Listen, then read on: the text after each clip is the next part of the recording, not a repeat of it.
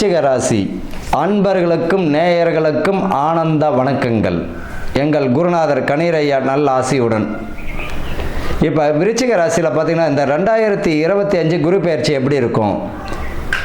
விருச்சிக ராசிக்கு ஏற்கனவே அர்த்தாஷ்டம சனின்னு பயப்படுவாங்க. அதெல்லாம் ஒன்றும் பயப்பட வேண்டாம்.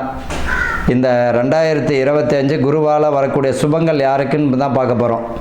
உங்கள் ராசிக்கு அட்டமஸ்தானத்தில் வருகிறார் குரு, 8ல் வர்றார் குரு. ஏற்கனவே போராட்டம், இப்போ இது வேறையா அப்படின்ற ஒரு பயம் இருக்கும். ஆனால் 12ஆம் இடத்தையும் பார்க்கின்றார். 12ஆம் இடத்தை உங்களுக்கு பார்க்கின்றார். இப்போ 2ஆம் இடத்தையும் பார்வை செய்வார், 4ஆம் இடத்தையும் பார்வை செய்வார். அப்போ உங்களை பொறுத்த வரைக்கும் இந்த விருச்சிகத்துக்கு எப்படி இருக்கும் அப்படின்னா, வெளியிடம் வெளிநாடு போகக்கூடியவர்களுக்கு, வேலைக்காக தேடுபவர்களுக்கெல்லாம் சுபத்தை கொடுக்கும். உள்ளூரில் இருக்க வேலை பார்க்க முடியாமல் வெளிநாடுகளுக்காக ட்ரை பண்ணுறவங்களுக்கு நல்லாயிருக்கும். வீடு வசதிகள், வீடு வாகனத்திற்குரிய யோகம், கட்டி முடிக்கப்படாத வீடுகள் இப்போ கட்டி முடித்து கிரகப்பிரவேசம் பண்ணுற அளவுக்கு போகும். சுகசனம், தாயினுடைய உடல் நலத்தில் அதிகமான அக்கறை எடுத்துக்கிறது நல்லது. தாயும் சரி, அப்பாவும் சரி, தந்தையும் உங்களுடைய உடல் நலத்தில் மிக கவனமாக இருந்துக்கிறது நல்லது. கழுத்து, முதுகுத்தண்டு, முட்டி சம்மந்தப்பட்ட பிரச்சனைகளில் பார்த்தீங்கன்னா கவனமாக இருக்கணும். ஆரோக்கிய குறைபாடு இல்லாமல் ஆரோக்கியமாக பார்த்துக்கணும் உடம்பை.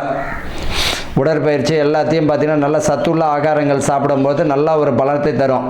இப்போ தான் படிக்கிற பிள்ளைகளுக்கெல்லாம் ஊட்டச்சத்து ரொம்ப அவசியமாக இருக்குது. அதையும் நீங்கள் பார்த்துக்கோங்க. விருச்சிக ராசிக்காரர்களுக்கு இந்த 8ஆம் இடத்துல வரக்கூடிய குரு தடைகளை தந்தாலும் சுபத்தை கொடுப்பார். ஒரு பிரச்சனை வரும்போது வர்றதுக்கு முன்னாடி காட்டி கொடுப்பார். மீறி மேற்கொண்டு நீங்கள் அதில் நுழையும் போது தான் பிரச்சனையாகும். அப்போ ஒரு பிரச்சனை வரப்போதுன்னு உங்களுக்கு நல்லா தெரியும். மேற்கொண்டு அந்த பிரச்சனையில் நீங்கள் ஈடுபட வேண்டாம். உங்களுடைய வேலையை மட்டும் பாருங்கள். கூடா நட்பு கேடு தரும். நண்பர்கள் வட்டாரத்தில் கவனமாக இருக்கணும். பேச்சில் நிதானமாக இருக்கணும். பேச்சில் ரொம்ப நிதானமாக இருக்கிறது நல்லது.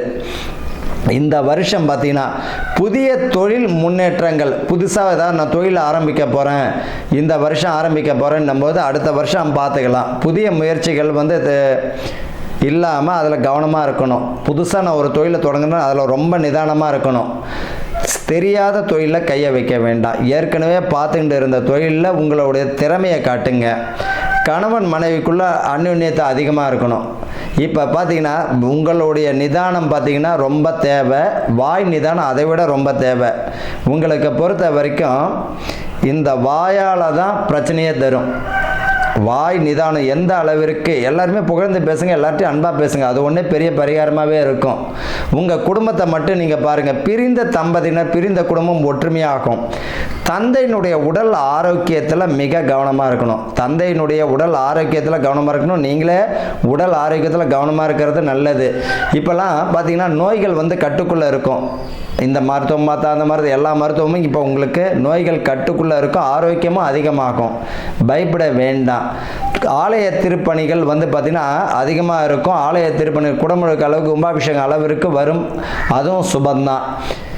இப்போ உயர்ந்த கல்விக்குரிய உயர்கல்வி யோகத்தை கொடுக்கும். வெளியிடம் வெளிநாடு போகக்கூடிய பாக்கியமும் உண்டு. பூர்வீக சொத்துக்கள் கைக்கு வரும். அதில் கவனமாக இருக்கணும். வீடு அதாவது மண் வாங்கினாலும் சரி, சொத்து வாங்கினாலும் வில்லங்க ஏதாவது இருக்கா, பிரச்சனை ஏதாவது இருக்கான்னு பார்த்துக்கிட்டு செய்கிறது நல்லது. இந்த விருச்சிக ராசிக்காரர்களுக்கு இந்த வருஷம் எப்படி இருக்கும் அப்படின்னா, 1க்கு 1000 முறை கவனமாக இருக்கணும். காதல் திருமணம் பார்த்தீங்கன்னா பெற்றோர் ஆசீர்வாதத்துடன் கைகூடக்கூடிய வருஷமாக இருக்கும். திருமணம் தட்டிக்கிட்டே போகிச்சு, திருமணம் தடையார்ஜா. 8ல் குரு இருக்கும்போது திருமண பாக்கியம். பொதுவாக ஒரு விஷயத்தை புரியணும். குரு பார்க்கும் இடம் கோடி நன்மை. தனக்காரகன் இல்லையா? நிறைய பேர் சொல்லுவாங்க குரு பார்வை இல்லை. குரு பார்வை இல்லைன்னா குருவால் மட்டும்தான் திருமணம் நடக்குமா? நிறைய பேர் சொல்லுவாங்க குரு பார்வை இல்லை, திருமணமே நடக்காது. நிறைய பேர் பார்த்துருக்காங்க. குரு பார்வை இல்லாதவங்களும் திருமணம் நடக்குது. குருவால் மட்டும் திருமணம். குரு பார்க்கும் இடம் கோடி நன்மை. என்ன ஆகும்? பணத்துக்காக அவங்க நகை போட முடியாமல் இருக்கும், கஷ்டப்படுவாங்க. அந்த பணத்துக்காக அவர்களுக்கு வழியை காட்டுவார். சொத்து விற்று கல்யாணம் பண்ணுறதோ, ஏதாச்சும் விற்று கல்யாணம் பண்ணக்கூடியதோ, நல்ல வரன்கள் அமைகிறதோ, லோன் வாங்கி வீடு கட்ட குரு பார்க்கக்கூடிய இடம் கோடி நன்மை என்பது சுபத்துக்குரிய தடைகளை விளக்குவார். குருவால் மட்டும் சுபகாரியம் நடக்கிறதில்ல, சுக்கிரனாலையும் நடக்கிறது உண்டு. அப்போ ஒரு விஷயங்கள் நடக்குது, திடீர்னு நடக்குது. இந்த ஒரு வருஷத்துக்குரிய பலனை தான் பார்க்குறோமே தவிர நாளைக்கு நடக்கக்கூடிய பலன் எந்த கிரகத்தை வச்சு பார்க்குறோம்? நான் நிறைய பேர் ஜாதகம் பார்க்க வரவங்க என்கிட்ட இந்த வார்த்தையை சொல்கிறாங்க, சாமி இப்போ வந்து 8ல் குரு வரப்போதாமே, அப்போ திருமணம் தட்டிக்கிட்டே வருமா? 8ல் குரு வந்தவங்களுக்கு திருமணம் கை கூடுறதையும் பார்த்துருக்கேன். நாளைக்கு ஒரு நல்லது நடக்குது, கெட்டது நடக்கிறதுனாலும் குருவால் மட்டும்தான் நடக்குமா? ஒரு வருஷம் தான் இது நிரந்தரமான கிரகம். நாளைக்கு சந்திரன் 2 நாளைக்கு மாறுறாரு, சூரியன் மாறுகிறார். அப்போ வந்து இதனுடைய கிரகத்தினுடைய சேர்க்கை தான். நாளைக்கு ஒரு விஷயங்கள் நடக்கிறத கூட பார்த்தீங்கன்னா அற்புதமாக மற்ற கிரகங்களுடைய சேர்க்கையும் பார்க்கணும். அப்போ இந்த காலகட்டத்தில் வந்து சுப விரயங்களுக்குரிய அஸ்திவாரம் போகக்கூடிய வருஷமாக இருக்கும். குருவினால் தடைகள் விலகி இப்போ பார்த்தீங்கன்னா 8ஆம் இடத்துல குரு என்னது கொஞ்சம் நெருக்கடியை கொடுப்பார், ஆனால் வந்து உங்களுக்கு சுபத்தையும் கொடுப்பார். விருச்சிக ராசிக்காரர்களுக்கு கவனமுடன் கூடிய அற்புதமான ஆண்டாகலாம் தான் இந்த வருஷம் இருக்கும். வாழ்க வளமுடன்.